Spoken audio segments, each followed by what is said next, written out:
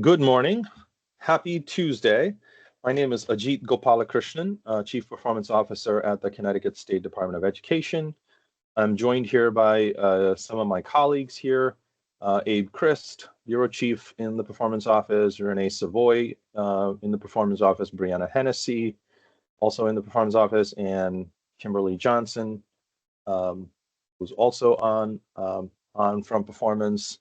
And there might be a couple of our colleagues also on the call.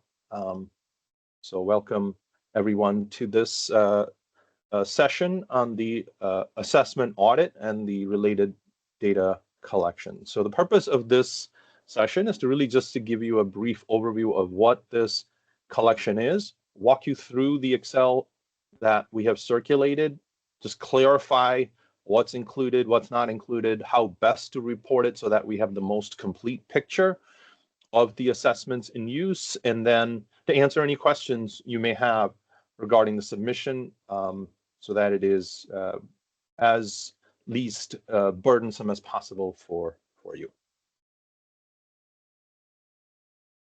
So where did this come from?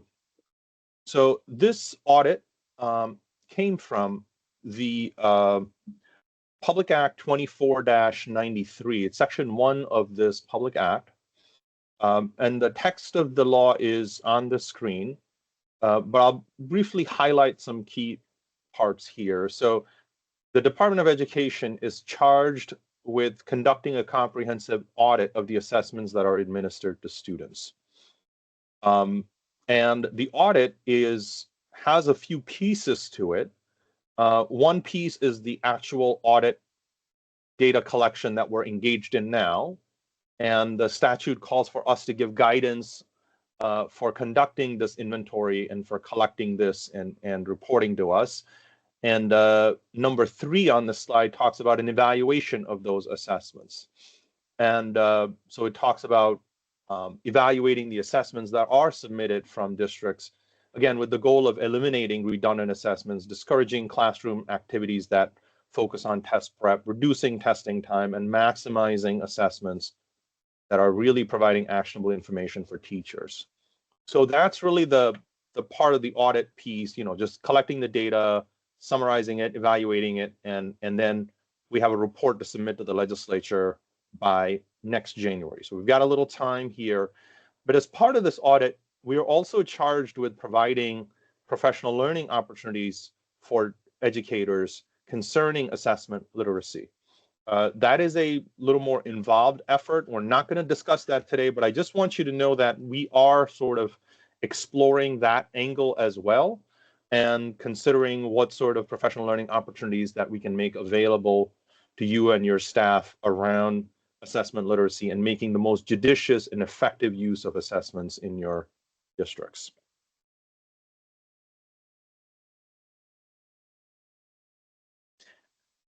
And just logistically, in terms of questions, and Renee, can we go back to slide 3? I think you may have skipped one slide. There we go. Thanks.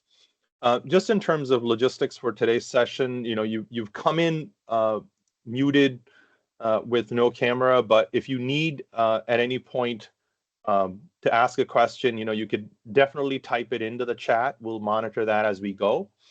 And our presentation shouldn't take too long, but once we're done, we'll also stop and let you actually orally ask your question. You can raise your hand and we can unmute you and you can ask your question that way as well.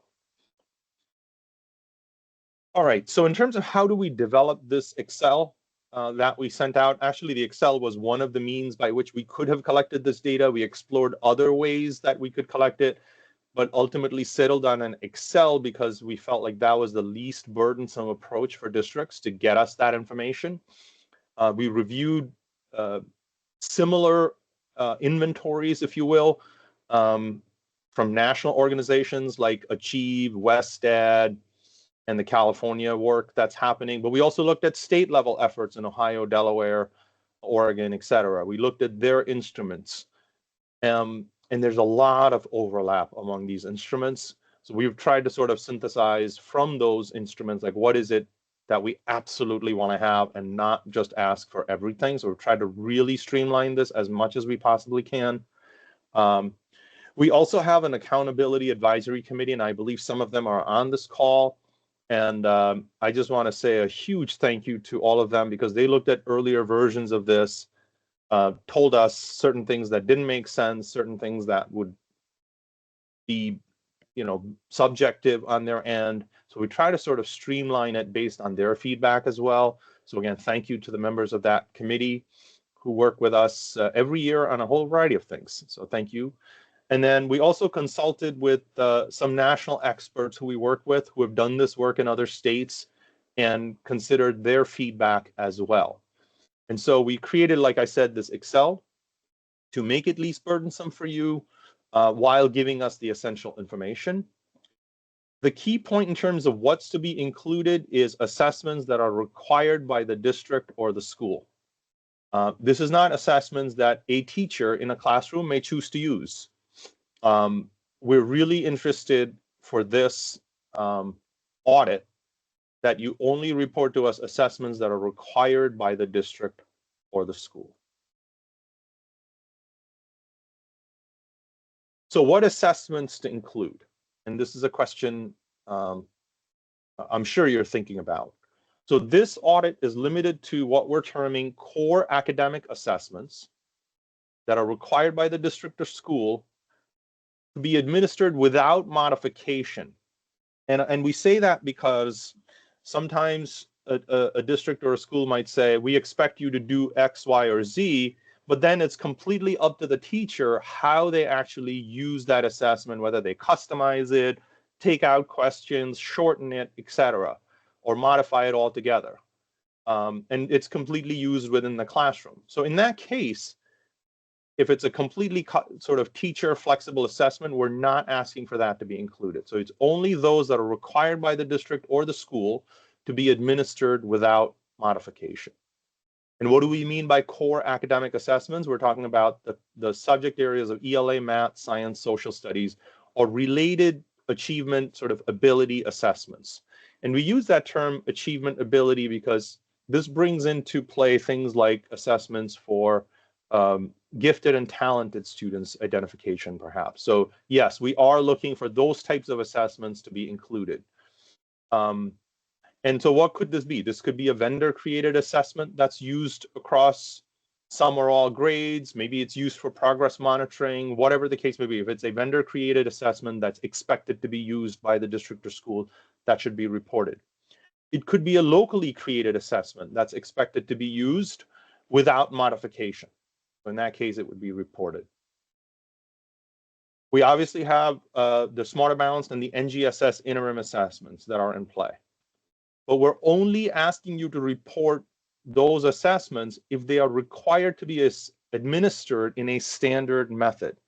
So what do we mean? If you're telling a teacher to incorporate some interim assessments during their instruction, but the teachers can use it however they want. So sometimes some teachers may be, putting up some items in the class and working with students, or taking pieces of it and using it in their classroom.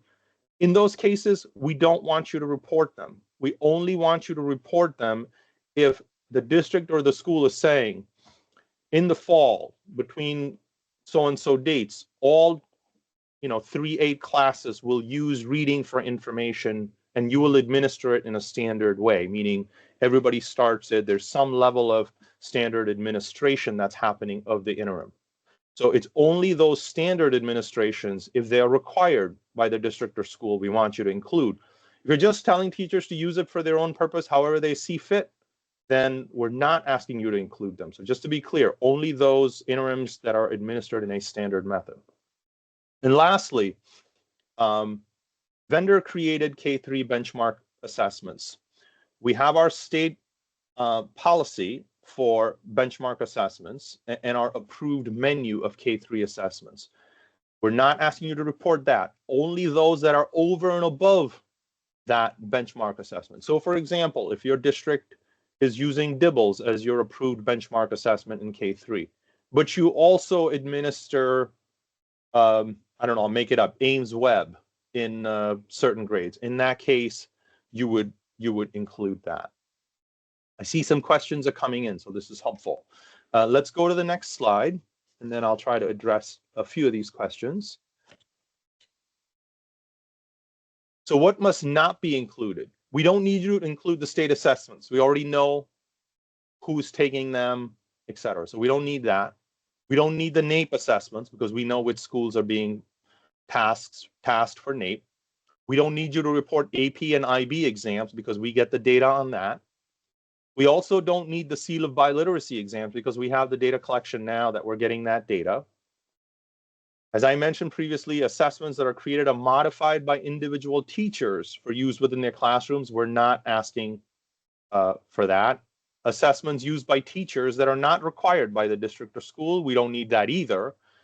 And we don't need you to report what we will term as non-core academic. So DESA, climate assessments, physical fitness, arts assessments, we're not asking for those to be reported as well. So again, core academic assessments that are required by the district or school without and without modification.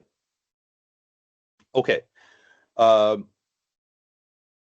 let's see. There's a bunch of questions, Renee, and do you think we could tackle some of these now? Do you want to? Are there future slides that get into these questions?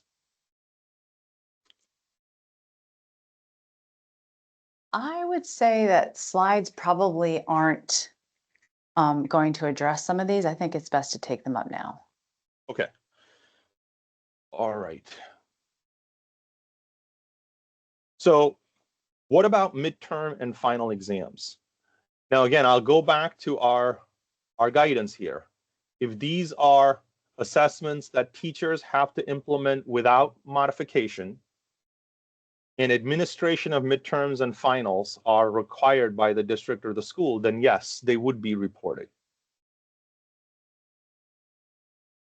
Oh, you're muted. Okay, here's an interesting one. Should dual language like Spanish reading be included?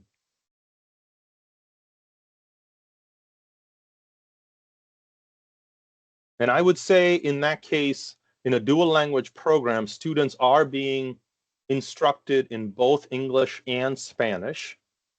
And so it would be a Spanish language, Spanish reading assessment. So to me, that would fall under the core academic assessment bucket and would be reported. And I think we'll see when we go over the items that there's a place in the Excel where maybe that could be clarified. Greater specificity could be recorded around exactly what assessment we're talking about. And when we get to that column in the Excel, I think we can reiterate that point as well. Okay. Do all common assessments need to be entered?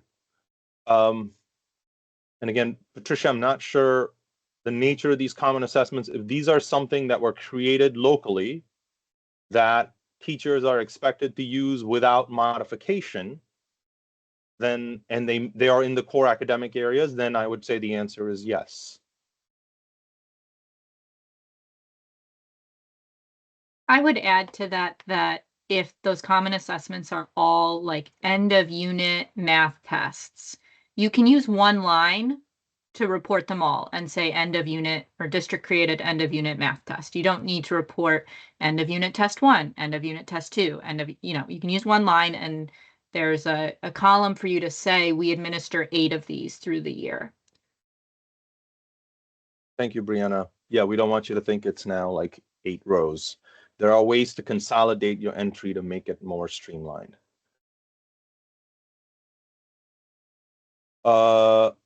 Heather is asking, we're a small district.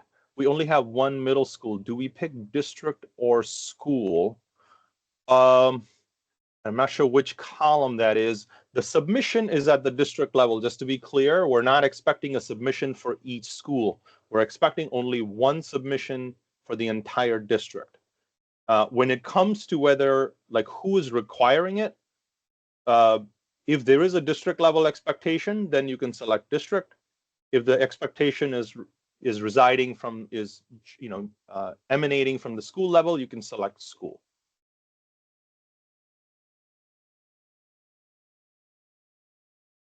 I think we answered Natalie's next question. And I think Jody's question about core academic common summative assessment unit level, but created by a collaborative team.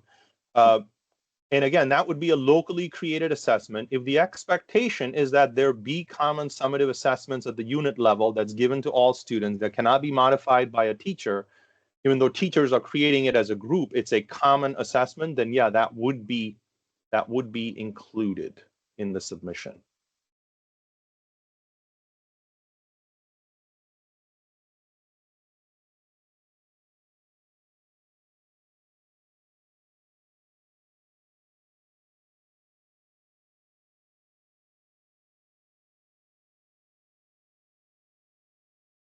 Julie asks, what about FNP district HFW assessment for K in first grade and Heggerty? And to me, the answer, like all of those seem like yes answers to me, Julie. Like those would be included.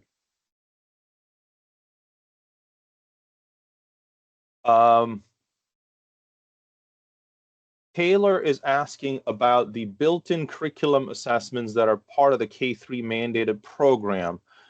If again, they're over and above the menu, and teachers have to use it without modification, and that's the requirement as part of this, then yes, that would be reported.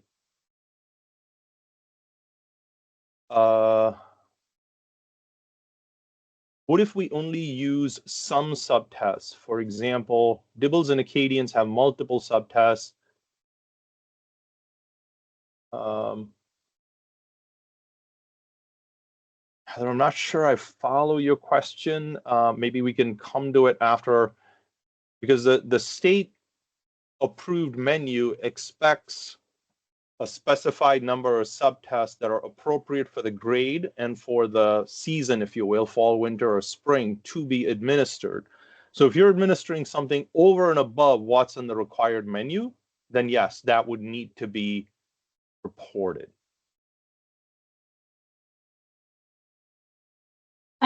Maybe I can add to that. So first of all, if it's over and above, as Ajit said, and then you can specify that you're only using some subtests. So you select Dibbles from the main menu, and then you specify the subtests that you're using. And then there's also a field to report how many minutes the students are spend testing. So if you're only doing some subtests, it should be, fewer minutes.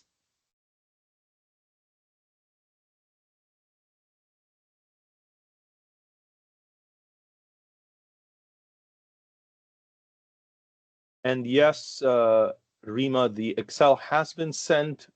We will put a, we've also, thanks to Abe, created a page for this process. So we will mention that as well. Eileen asked a question about ESOL intake assessments. If the ESOL intake is part of the standardized intake process and is the LAS placement screener, then I would say you don't need to report that. That is a state requirement, even though we don't technically get data on it. I will say you don't need to report it because we know that that is an expectation that you are going to do that. If there's something else you're doing over and above what the state requires, then yes, please do report that.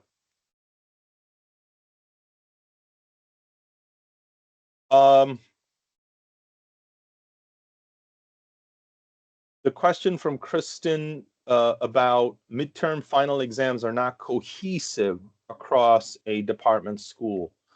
And if so, again, here's where there is that fine line between complete teacher discretion versus there is a expectation and a group of teachers or a department creates it. If there is something that the teacher has to use without modification, then yes, should be reported. If it's completely left up to the teacher in terms of what it is, then we are not asking for it to be reported. And I know there's a little fine line there. And I see Brianna wants to add. Yeah, so let's imagine your department gets together and you say, we are going to administer, everyone has to administer a midterm and a final. You have a midterm block and a final block for your high school. The math department gets together and says, geometry, we're going to have these 50 true or false questions. Everyone's going to administer those. But to take up the rest of the midterm block, the teacher can do at their discretion. I would say that the hour or whatever you expect to be spent on the common geometry assessment would be reported, but that the second hour, that is teacher discretion, would not be reported. Exactly. And I think Wendy makes a really good point, is a recording of this meeting being shared with the answers to these questions. So yes, this meeting is being recorded, and partly we received some of these questions during our initial work, but we didn't obviously do this session. So we wanted to wait till this session to see the kinds of questions we're getting from all of you. And we will be adding an FAQ of sorts that we will put up on the assessment, K3 assessment webpage, the audit webpage that I see that Renee has already put in the chat. So yeah, on that page, we will also add an FAQ so that you know what to include here. Sorry, can I add one more thing?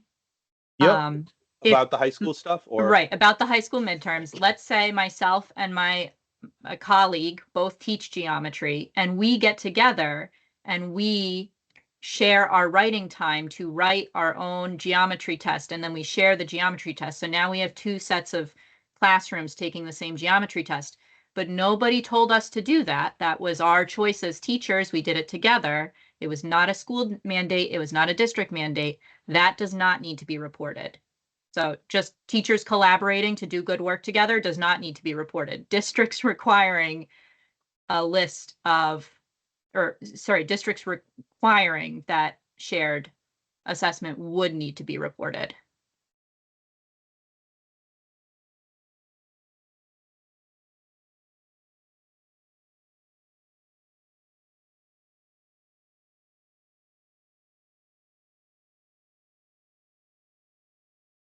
do we have to specify which specific IABs are used? I don't believe we ask for that. Just for your own clarification, there is a additional column. I think once you pick a test, I think there is the second column, or you could sort of state it just for your own check, if you will, to make sure you've reported everything. But we don't have a drop down of all the IABs. So I think we just have like one selection for interim, the state provided interims, and you could use the adjacent column to clarify that.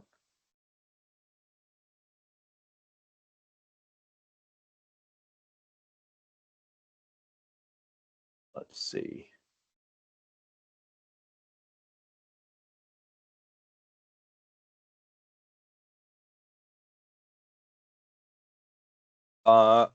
Kindergarten screening tools that are completed pre-enrollment at point of registration.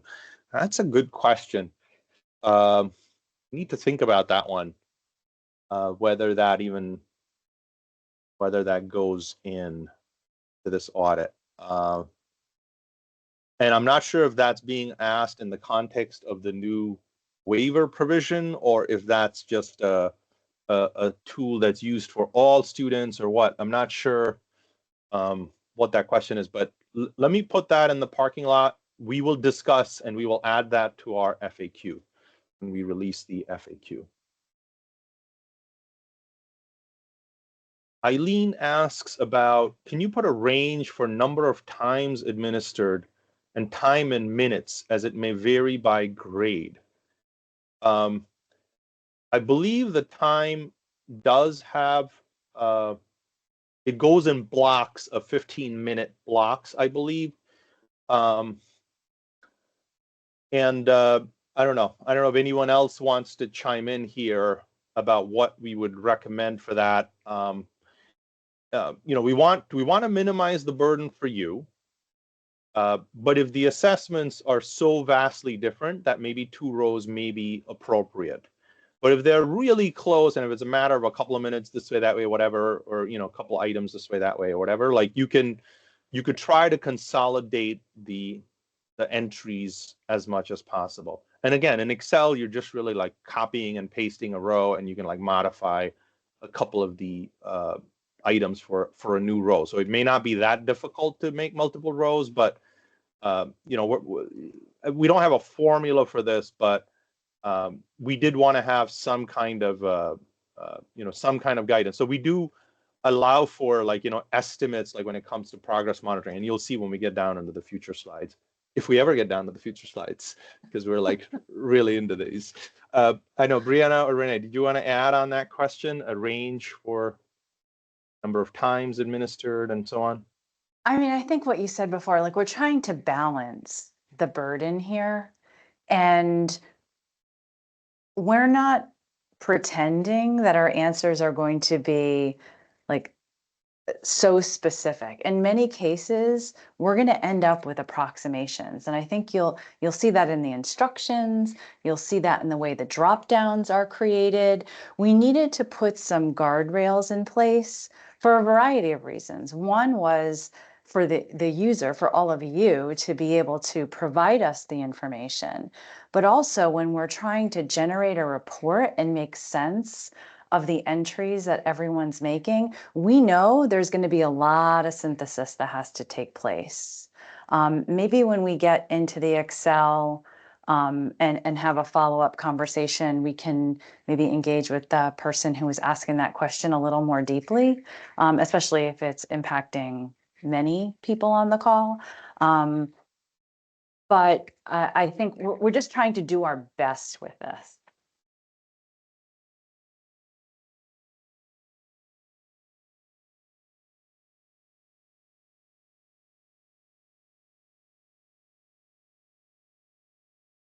And these questions will be really helpful when we create the FAQ. In fact, I'm having a hard time following them down the feed. I don't know that we've gotten everything, but we can get you an answer if we haven't verbalized our response now with an actual answer that makes sense to you at this point. Definitely follow up with us, and I am going to be going through the recording, the chat, to make sure that we fill in all the gaps.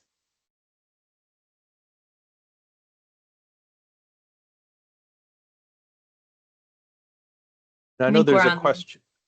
I think Or, there's sorry, a yeah. question for from Alicia about if you know, district expectation that everyone given end of unit math assessment, teachers may modify it slightly. Does this count? And Yeah, I think the answer there is going to be how slightly. So adding or subtracting a couple of questions, you should report it as a modified, or sorry, you should report it as a common assessment that's required by the district. If the only requirement is that some sort of end of unit 1 test needs to be administered, that does not need to be reported.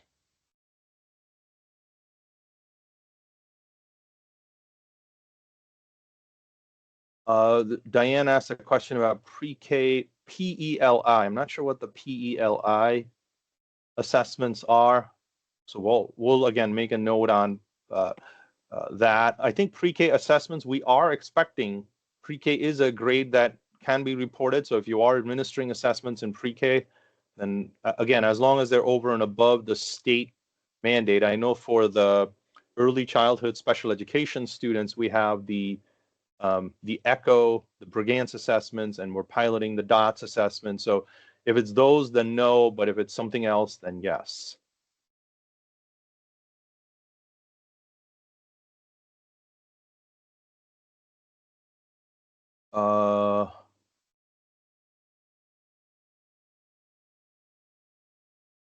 I think this question from Monica is exactly the point that we're kind of getting at. You know, if there's one one teacher for an entire district, which does happen, it's not really a common assessment, but I think the question is the principal or is the superintendent saying that this assessment would outlive that teacher? If that teacher left and a new teacher came in, would the new teacher be required to use the old teacher's tests, or would the new teacher have the freedom to change the assessments? You know, is it on record as this is the test that is used?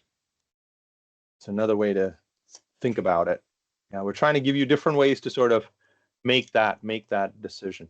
All right, so I think I think we should move on to the rest of the presentation. And thank you so much for all these questions. We tried to grapple with some of these, not all of them, but some of them in trying to create this template, again, hoping that it makes the least burden for you to report them. And it seemed like you've already looked at the Excel. Obviously, most of you have, but I think it's good for Renee to actually walk us through it. So Renee, I'll turn it over to you.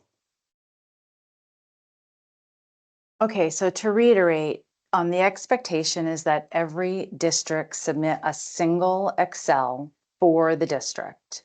And in conjunction with that Excel, which the instructions for submitting are built right into that Excel itself, and there's a link on this slide if you don't have access to it.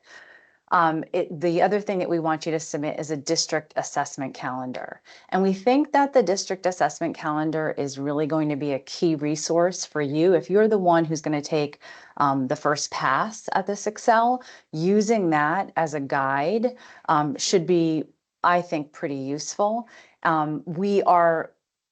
Actually, Abe sent the message out to the DAs and TIDE, the district administrators, and after we notified superintendent. So our expectation is that the DAs are probably the lead on this. I'm sure every district's a little different, but we're assuming the DAs will be the lead.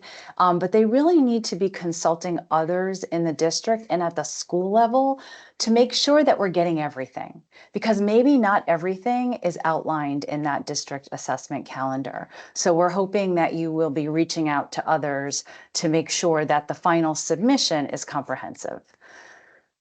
Again, review the instructions tab within the Excel file carefully. Make sure that the people who are providing you additional information for submission are also on the same page and understand what those expectations are.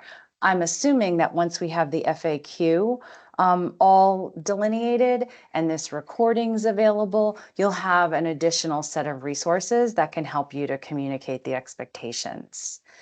All of the responses should be recorded and saved in the audit questions worksheet. So that Excel workbook has two sheets. One's instructions and one are the questions with your eventual responses. And you're going to notice in that Excel that there's actually 3 sample responses provided. And we've gone through each of the questions. There are about 12 questions. Some questions have multiple parts. So you want to take a look at those examples to see if it's kind of fitting with your understanding of what our expectations are for this Excel. So your responses should begin on row 16. When you're in that Excel, you'll see what I mean there. But please don't try to manipulate those sample rows. We have it locked, but we know we got at least one response from a district already that they somehow were able to maneuver around those samples. So you guys are good. So we're just asking you to please don't do that. All right, so starting right with the items. Items 1A and 1B is asking for the name of the assessment or the vendor. And so 1A includes a drop-down list. Remember, these are like the guardrails that we put in place into this tool. We learned a lot by looking at those other state examples that Ajit had mentioned, and we wanted to try to avoid some of the pitfalls of allowing for just open responses on every question. We thought analysis would likely take Brianna till retirement if we did that. So we have some guidelines in place. So you're going to see 19 different options for 1A. So this is a pull down. You're going to see assessments that are very familiar to you, but you may not see everything that you're using, and which is why we have a locally developed option and we have an other option, which leads us to 1B, which is the question adjacent on the worksheet. And we put 1B in there, which is open, not a pull down. We did that so if you select other, you can provide more specificity. We think knowing a little bit more about what that other is will kind of illuminate more of the practices that are going on from district to district. And you'll also notice in those 19 pull downs, we didn't want to have 75 different pull downs with all the different flavors of these assessments. So you're going to find some pretty basic categories in those 19 pull downs. And then you can use 1B to give a little more specificity. So and we have an example right in those 3 sample rows that shows you how you could provide additional detail. I think the additional detail will be helpful to us depending on how granular we end up getting in our reporting. But it's also probably going to help you to track your responses to us to make sure that you've recorded everything that you intended to record. So that's 1A and 1B. Moving on to items 2 and 3. We want you to report all of the applicable grades for the assessment. You're just going to click yes on whatever grades are being reported. You don't have to do anything with the grades that you aren't administering this assessment in. You just leave it blank and we assume it's a no.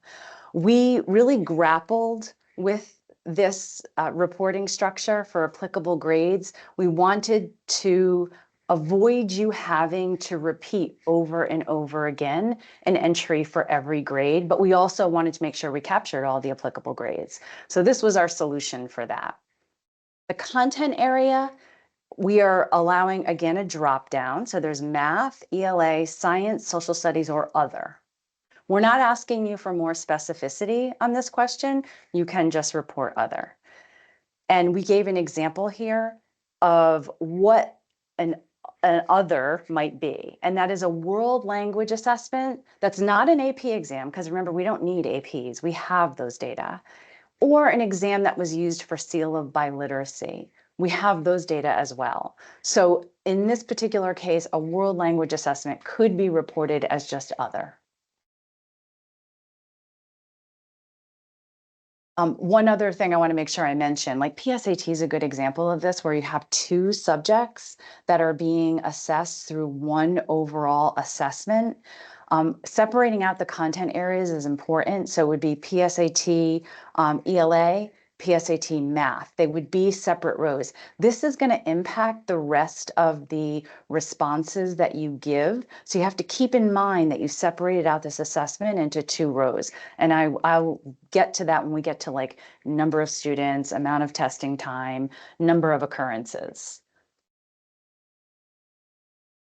Moving on to 4 and 5, who requires the assessment and who is assessed. Again, these are drop downs. So we've talked a lot about the kinds of assessments we want to be collecting. So if it's a teacher required assessment, that's not an option here. That's not what we're trying to collect. We're trying to collect district required or school required assessments. So that's item 4. Item 5, who's assessed? It's either going to be all students are assessed, so based on the grades that you reported in the previous question, or it's a select group of students. Notice we didn't get more granular than select group of students. We kind of bandied about the idea of different student groups, specifying who those students are, and we left it at all students or select group of students. The primary purpose of the assessment. We have the definitions here. I don't need to read them to you. Other is an option. Again, these are drop downs. So we have summative, we have interim benchmark, universal screening, progress monitoring, and diagnostic.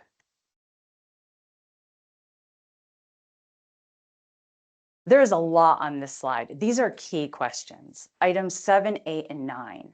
I put them all on the same slide because they're tightly connected. And the values that are entered here are the key, really, for us in estimating the amount of time spent on these tests in the final reporting. So they're important. I would double and triple check them. But I would also say, in many cases, we're talking about reasonable approximations here. So let's look at the very first one, item 7, total number of students tested each time the test is administered.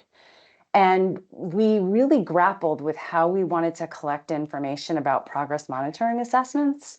So we gave this explicit direction. It's actually right in the Excel for item 7, telling the user that if you're using it for progress monitoring, the number of students we realize is probably going to vary by administration. But we want to collect all those administrations in a single row. So in these cases, you're going to enter the approximate average number of students receiving intervention at any time throughout the year. We know it's not going to be exact, but we think it can be a reasonable approximation. And we are going to have some checks that we do on the back end once these are submitted. So if you're reporting that an assessment is administered to all students in a grade, this is a little different than the progress monitoring example where it might be select students in a grade. If you're saying you're administering it to all students in a grade and you say, this is, it's administered to everybody in grade 4, make sure that the number reported for item 7, this item, aligns with the enrollment in grade 4, if you're talking about a district-wide assessment. Number of times the test is administered annually to each student. So this is number 8. And we know that there are many places where an assessment is administered in the fall, winter, and spring. So that's 3 times. We're just going to enter 3. This is another example of a place where we were initially going to ask about the month of the year or the time frame in which it was administered, and it just got way too complicated. So number of events is really what number 8 is getting at, item 8. And then finally, the time in minutes per administration. Again, we created a drop down. We started with 5 minutes. It goes all the way up to 3 hours. But you have tests that are untimed, and we know that. So you want to look at what is the designated time for administering the test? What is the sort of the average time taken by the average student? And that's what can be reported for number 9. And as a reminder, that last note on the slide, I referenced this earlier with PSAT being a good example where you have 2 content areas, so you're going to have 2 separate lines. Make sure that when you're reporting the time in minutes, that you're breaking it out between math and ELA. We don't want to be double counting the number of minutes that are used to administer PSAT or any other assessment that is going to have multiple entries.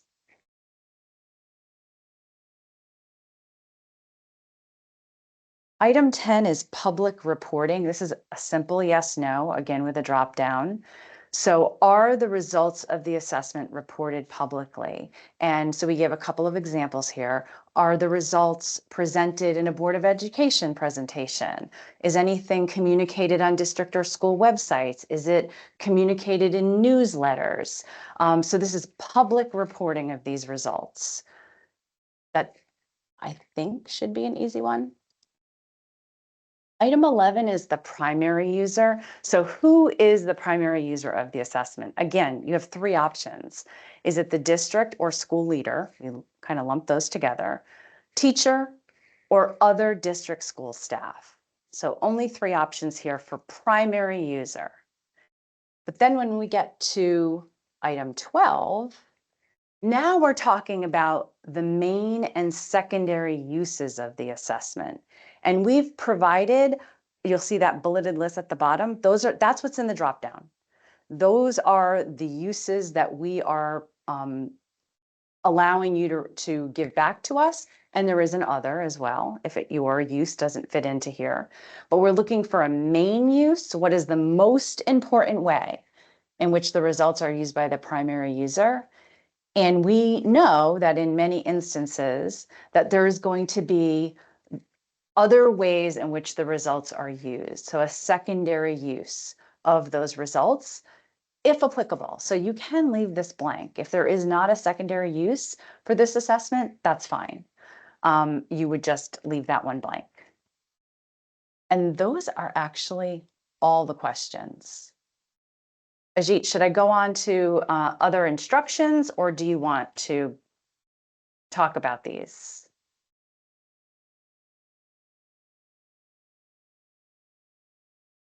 I don't have anything else to add in terms of completing the Excel. So I think that is good. I do see some people have a particular question. I think it's about IABs, and because there's more of them coming in, I think I want to sort of take that and just try to address that. And Michelle, I'm gonna try to summarize what you're saying and see if I'm understanding it correctly, which is that you tell your teachers that they must use IABs. You don't tell them how many to use. They can use how many ever. Like they might use 1, they might use 2, they might use 3, they use whatever based on whenever it's appropriate within their curriculum and instructional pacing, but they're administering it in a standard manner. Is that a fair way of capturing that?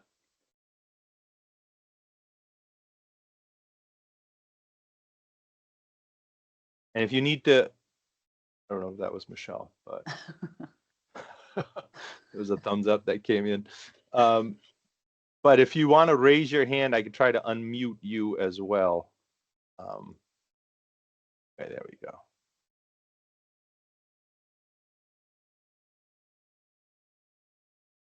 You should now be able to unmute, Michelle.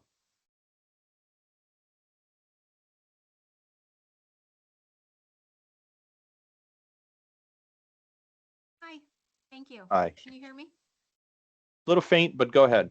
Yes, we can hear. So yes, we, for some grade levels, we do say you have to give 4, IABs, but other grade levels, we allow more discretion. So yes, you summarized that correctly, but we also do have, some, like 3rd grade has to do a certain number. Okay. It seems like then some part of it is going to need to be reported. So let me, again, I'm going to take, I know a couple of other folks also have similar type of questions, I would think. So let me regroup with the team on that, and we'll get the FAQ posted in the next few days here on that particular question. Can I ask also, or just have us think about, in that context, does the teacher have to have the students sit down individually and do it? Start now, end now, like this is a test? Or is it more flexible? Can the teacher put some up on the board, do it interactively? So that's just something to think about. Like, can the teacher kind of have flexibility in how they administer it? Michelle, did you want to add to that or elaborate on that? Okay. Thank you. Okay, no worries. Thank you. So I think we'll revisit that. I know some others are chiming in saying they have that question, and some may use a different platform. So yeah, I just want to think about that too, and we'll try to put some guidance. I think the more definition you have, the more sort of specific expectation you have of number and standard manner administration, then I think they go in. The moment you kind of leave it a lot up to teacher discretion, then I would say it gets farther away from what needs to show up here. So Michelle, in your, again, I'm getting ahead of myself without talking to the folks, but I think the more, again, maybe in your instance, perhaps where we will settle is like the earlier grades where there's requirements go in, the later grades where it's a recommendation to integrate and you don't really set any parameters, maybe those don't get reported. But we'll sort of huddle up, regroup, and come back to you with a little more definition so you can make the decision of whether to include them or not.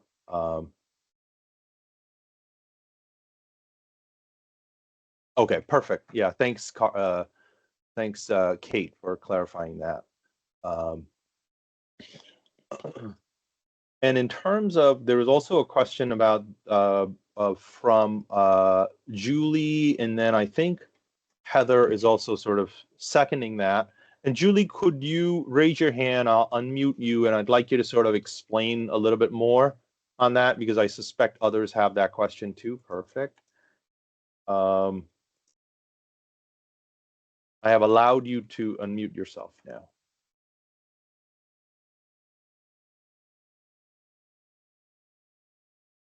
Thank you. Can you hear me? Yes. Okay.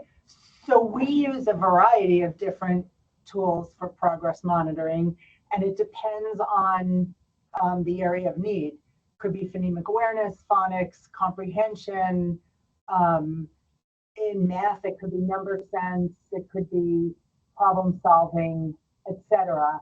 I'm not even sure about our special educators, all of the things that they use for progress monitoring. And it would be extremely time consuming.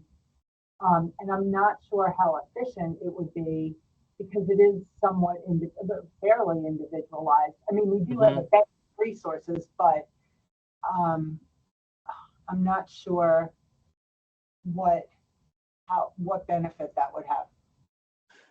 Agreed in terms of wanting the specificity of the assessment. The whole idea of progress monitoring as a student is an intervention for some particular remediation, if you will, and the assessment is matching that instruction as closely as possible. So I know we talk about in that progress monitoring slide the idea of consolidation. You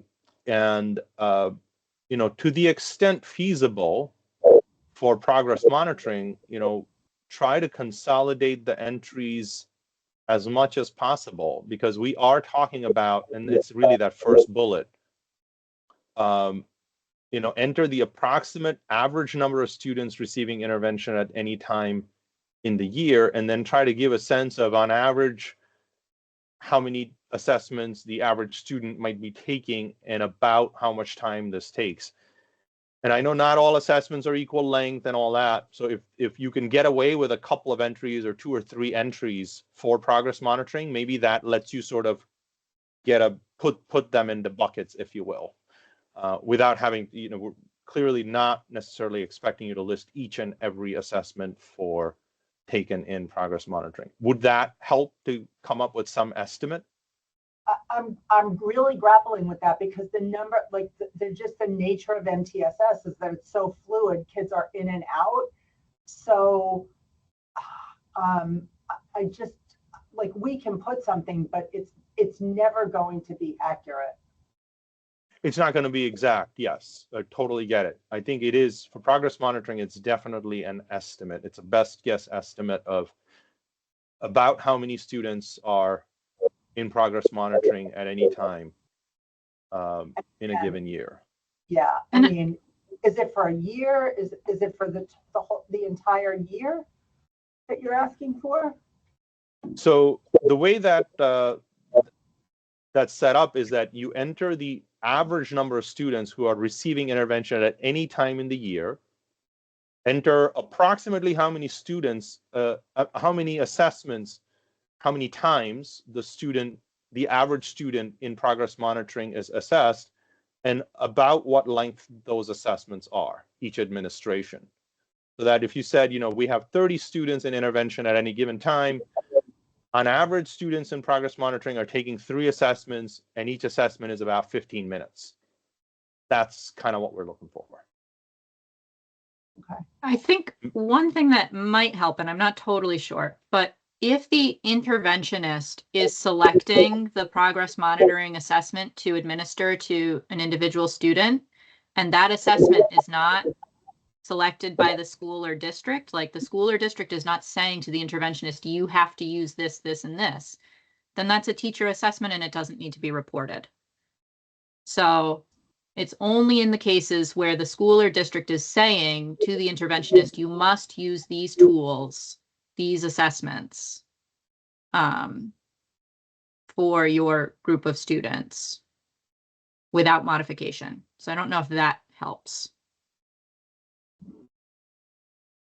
I don't know. I'd have to, I just think there's so many. I'm not sure. I'd have to talk to the interventionist, but I feel like it's going to be a lot of work for, I'm not sure what information it's going to provide because it's going to be such an average, an approximation. And Julie, maybe we can talk offline too, and if you could share sort of what the you know, give us, and maybe we can have a more in-depth conversation with your particular example, and maybe that'll give us a better sense of how to frame our FAQ on this particular topic. Okay, thank you. Yeah, no problem. Thank you, Julie. And I think, Renee, we've got only 2 minutes here, so let's at least finish the deck here, and then we have our help desk line here, email line. So you can send us additional questions, but Renee, I'll let you finish here. So. Sure. So these are all in the instructions, but just to reiterate that please make sure you're saving the file as an Excel, so a .xlsx file, and that the instructions do say this, but just as a reminder that the file name should be the district name just as it's displayed in cell B3 that you're going to be completing. And I gave an example here of if you were Bloomfield, what your file name would be. So it's the sort of the long string of numbers, your name, the district name, and then .xlsx. We want you to send the Excel file, and don't forget that district assessment calendar to the CT student assessment address here on the slide. And the due date for these is February 21st. We did create a submission checklist for you that you could kind of go through, and who knows, maybe as we start to get this, that checklist will grow. We'll see. But these we thought were key points, and we've pretty much mentioned most of them. The second thing, cells B3, B5, B6, B7 need to be complete. That's telling us who you are, who is submitting this to us, and what district is it a response for. Preserving the sample rows we talked about. There are validations in the file. So column AB, if you've gone into the file and played around, you're going to see that the validation checks to ensure that every row has been completed. You may get follow-up questions with responses that seem to be contradicting each other. That's possible. But at least as a first check, that AB column will do a validation check. We want to make sure that, again, you're following the instructions, you're reporting what should be reported and not reporting what shouldn't be reported. That whole thing about assessments that have 2 content areas, be really careful that you are reporting accurate or as close to accurate information as possible for number of students, amount of time in minutes, number of events, etc. And we did create a web page that is going to house all of this information. Currently, we've just got the Excel form, we've got the contact information, but this is where we will also post the recording of this session, the FAQ. Someone had asked about how quickly the recording will get up. It may take a day or 2, depending on who is around in the communications office and get it posted for me.